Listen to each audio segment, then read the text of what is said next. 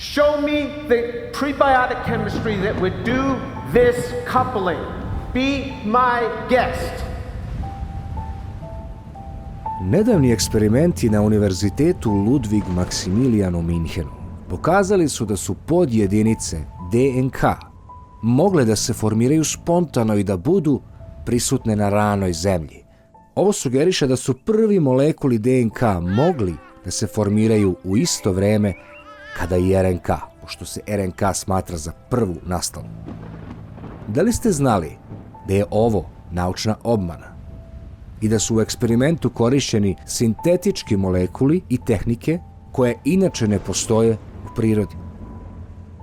Da li ste znali da je ovakva i slična obmana ponovljena dosta puta kroz različite eksperimente? Mi ovo nikada ne bi saznali da pojedini poznati naučnici nisu izašli javno i izneli svoj stav. Jedan od njih je James Tour. Ovu temu načeli smo pre par godina, ali je sada ponovo postala aktualna. Nekima će današnji video biti potpuno šokantan, što i jeste cilj, jer istina bi trebalo da se čuje. A istina je da mi ne znamo kako je život nastao. Nobody knows how to do that. Mi samo možemo verovati u jedno ili drugo, u Boga ili evoluciju. Ali na veri se sve završava, a vera se ne meša sa naukom. Vera u Boga ili evoluciju su različite filozofije, s tim što je neko moćan odlučio da privileguje ovu drugu, jer mu se čini verovatnija od prve, praveći se lud da kao naučnik koristi verovatnoću koja je nastala iz korena reči verovanje. Ono što je opasno je to što mi u zadnjih 50 godina smo naučili oko 5 milijardi dece, i to bez računanja umrlih, inače bi broj bio mnogo veći, da znamo odgovor o nastanku života, što je potpuna laž. Ja ne znam šta je istina, ali vidim da sa porastom filozofije bez Boga, 1% ljudi sveta uživa u plodovima rada nas 99%. Postavlja se pitanje kako je nauka kao opšte dobro postala privilegija 1%.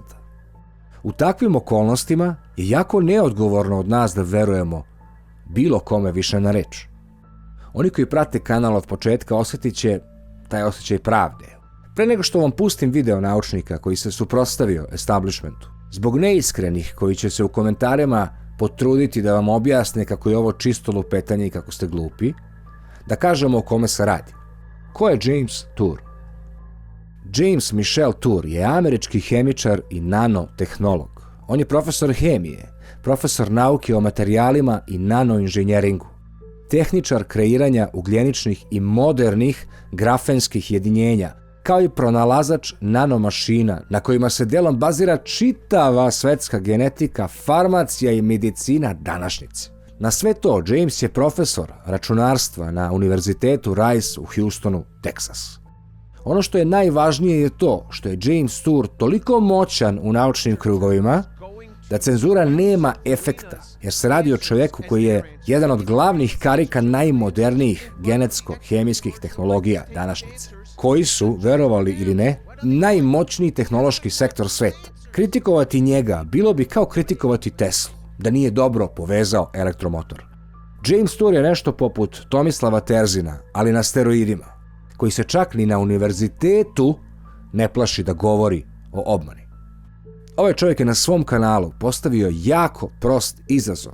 Prozvao je 10 najelitnijih naučnika iz oblasti spontanog stvaranja života da ga nauče i da mu pokažu najprostiju hemijsku reakciju sa početka. Dao im je 60 dana za to i kao najuticajniji hemičar Amerike sve potrebne laboratorijski čiste supstance za njihove eksperimente. Jedino što fali je dokaz. Complexity of carbohydrates, which are sugars, sometimes called saccharides. Saccharides, carbohydrates, sugars, it's all the same word. It's all the same material. This is so much more complex than what we're led to believe and to think that we understand this. So as I started looking into it, I started trying to track back evolution to the beginning. And that brought me into the area of origin of life. How did this whole thing start? I didn't even really know what the claims on the table were. And so I asked colleagues and they gave me some references and I started to read about this and I said, this can't work. This just doesn't work. This chemistry that's being proposed, the chemistry itself screams out that life could not have started this way. Generally, everybody who would like to dismiss me, their H index is much, much lower than mine. So it's hard for them to dismiss me. We've published a lot of papers. I've published a lot of papers in my career, 2, 3, 4 times more papers than anybody who would like to dismiss me. So it's hard for them to dismiss me, which makes it a much harder thing for them to ignore me when I'm saying, hey guys, I don't understand this. How about explaining this to me? Let's take it one step at a time. How would you do this? So going from a single cell organism to a human being, that is the two ends of evolution in a sense. But more fundamentally then is before evolution can even start, you have to have that first cell. Nobody has ever made a cell in the laboratory. Nobody has even taken all the components of a cell. So if you just take a living cell, you deconstruct it into its fundamental pieces and try to put that thing back together again. Nobody's ever done that. Nobody's ever even come close, and nobody even has an idea on how to do it. It's rough. The chemistry is very, very hard. And then once they get these basic raw building blocks of say, a sugar, an amino acid, and a nucleotide, now you've got to hook those things together. You have to make strings of them. Nobody knows how to do that. That's in fact the basis behind my challenge. Nobody knows how to make those strings. And because you have to make those to get your basic building blocks of a cell. Nobody can even make those yet. And then there's a much bigger inherent problem, which is you need the informational code. It's like if you had a computer, but you had no software. Where is the software that's going to run these things? Nobody understands where the code is that encodes this thing. And I'm just here pointing out the obvious. Truly, I'm pointing out the obvious. It's not like, wow, Jim Tour sees something that nobody else sees. No, I see what everybody else sees. Every other synthetic chemist, every other organic chemist sees every problem that I see. It's just that before I started studying in this area, I took it for granted what these guys said. You know, they would say all sorts of things, and you take things for granted because you think they understand. But then when you look in it, you see that this is a house of cards. And when I point it out, even my colleagues who are not in this area, they'll see what I have to say. They go, yeah, are you the only one saying this? Are you the only one speaking up? And you say, well, why don't bunches of people speak up with me? Because they don't want to happen to them what's happened to me. Because you undergo a lot of attack as a result of this. But as I've said before, I've already thrown my hat into this ring, and I can't back out now. I never mentioned God in any of my conversations on Origin of Life, ever. I never mentioned God. They always mention God. Where did God come from? I've been discussing science. Why did you pull out this God card? I didn't touch God. We don't need God to explain this. The science itself screams out, this could not have happened that way. How about we leave God out of the argument? All right, let's leave God out of the argument. I won't mention God. You don't mention God. We will just talk about the science. Would you like to go toe to toe? And we'll just do that. We'll just do that. Put this word creationist aside, and let's see what you can do. Let's see the damage you can do to this creationist when we're talking pure science. You want to go toe to toe and speak to this creationist? No, they don't want to do that. They just want to label as a creationist and run away. So there's 4 classes of compounds. There's the amino acids, which are the building blocks of your polypeptides or proteins or enzymes, all the same thing. It's hooking amino acids together. Then the next major class is you have the nucleic acids. Those are the constituents of DNA and RNA. So you have to polymerize, you have to hook those together to make DNA or RNA. And then you have the sugars, saccharides, or carbohydrates, all the same thing.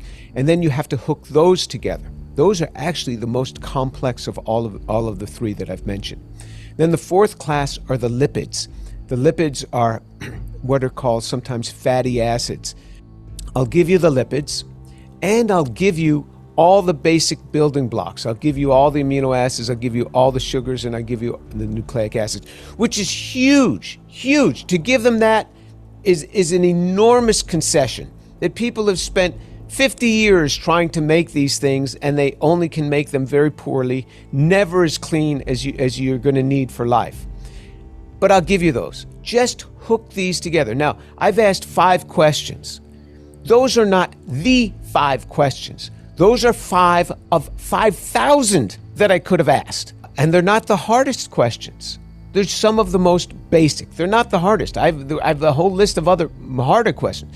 If you had nucleic acids, which I'll give to you, how do you make that into RNA? Because there's a whole hypothesis that's been around since the 1960s called the RNA world hypothesis. And they have all of these scenarios that RNA formed first. And what I show on this video is if you happened to somehow get a string of nucleic acids hooked together, which I'm going to ask you to say, can you hook these together in the form that is needed to act as RNA? And the answer is no, they can't. But even if you had that, you only have about 4 hours to deal with it. So in other words, to hook it all together, it had to be totally pure. You couldn't have any other amino acids around. You couldn't have any other of these compounds around. Then it had to polymer. You only have about 4 hours. So this idea that well, you had billions of years, that's billions of years of trouble. Because if something happened to form the right way, you've only got 4 hours. If you had a protein that happened to form, that was you only have about 13 days and the thing is gone. So that's the problem. Time does not help you. It hurts you. Because the times that you have for the use of these molecules is very, very short. In the case of RNA, which is the primary hypothesis on how life might have started, you have no time. You have no time. You only have hours in order to use this. Hours. That's a big, big problem. You have to have chemistry that's faster than the degradative chemistry. You have on the order of hours. If you make a compound, if I make a compound in my laboratory and I have only a few hours to get it on to the next step, I am working very, very hard to try to cool that down, to try to stabilize it, to try to get it on in the next step. Hours is a very short amount of time.